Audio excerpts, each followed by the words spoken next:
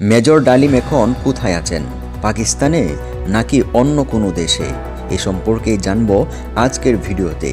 বিস্তারিত জানতে ভিডিওটি শেষ পর্যন্ত দেখতে হবে। 1975 সালের 15 আগস্ট সেনা সদস্যদের হাতে নিহত হন তৎকালীন প্রধানমন্ত্রী শেখ মুজিবুর রহমান। সেদিন সেনাবাহিনীর ওই অভিযানে অংশ নিয়েছিলেন সেনা কর্মকর্তা মেজর শরীফুল হক ডালিম।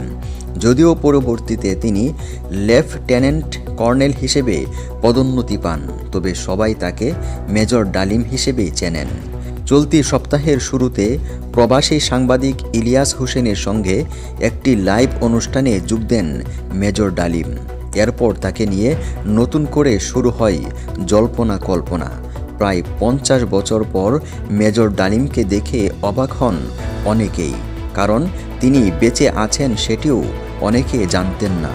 মেজর ডালিম এখন কোথায় আছেন সেটি স্পষ্ট নয়, তবে সংবাদ মাধ্যম ডেইলি স্টার 2009 সালে কূটনৈতিক ও গোয়েন্দা সূত্রে জানিয়েছিল মেজর ডালিম পাকিস্তানে বসবাস করেন এবং তিনি প্রায়ই লিবিয়া যান।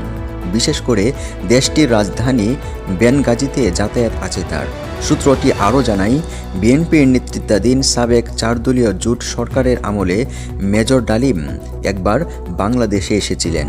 1996 সালে তৎকালীন আওয়ামী লীগ সরকার একটি টাস্ক ফোর্স গঠন করে, যেটির কাজ ছিল 15 আগস্টের ঘটনার সঙ্গে যারা জড়িত ছিলেন এবং বিদেশে যারা চলে গেছেন তাদের দেশে ফিরিয়ে আনতে সংশ্লিষ্ট দেশের সঙ্গে চুক্তি করা। 1998 সাল পর্যন্ত টাস্ক ফোর্সের প্রধানের দায়িত্বে ছিলেন সাবেক রাষ্ট্রদূত ওয়ালিউর রহমান। সাবেক এ রাষ্ট্রদূত ডেইলি স্টারকে এই সময় বলেন, মেজর ডালিমের কেনিয়ার রাজধানী নাইরোবি সহ আফ্রিকার কয়েকটি দেশে ব্যবসা আছে। এছাড়া মেজর ডালিম কেনিয়ার পাসপোর্ট সংগ্রহ করতেও সমর্থ হয়েছেন বলে দাবি করেন তিনি।